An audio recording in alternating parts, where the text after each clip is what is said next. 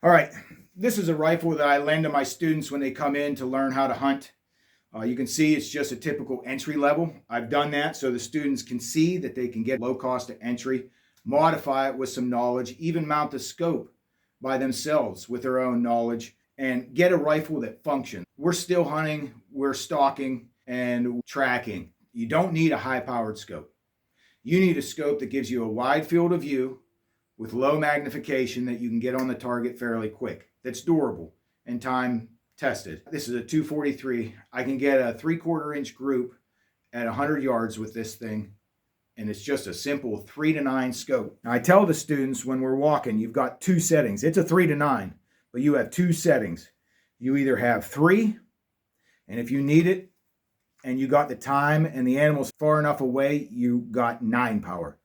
The reason is that's real easy to adjust when the time's needed. You're walking, you jump an animal, you want low magnification, wide field of view to get on target. And that can work out to 200 yards. But sometimes you see something that's further, you need to scope it to get a good sight picture. Just crank the sucker all the way up. If you need the extra power, you're going to have the time because that animal's far enough away. You'll have the time to crank it up to 9. And then my objective, this is a 3x9, so that's the power, 3 and 9 times. And then it's got a 40 millimeter objective. Typically what you want to look at is something that has 8 times your magnification power in the objective lens. That's because your pupil can only open up to a max of 8 millimeters. Using that math, I could have a 3 power at 24 millimeter and still have enough light gathering ability for my eye. Where this starts to fail, and I've had this happen late at night, is when you crank it up to 9. 9 times 8 is 72. A 72 millimeter objective is obtuse, and I don't even know if they're made.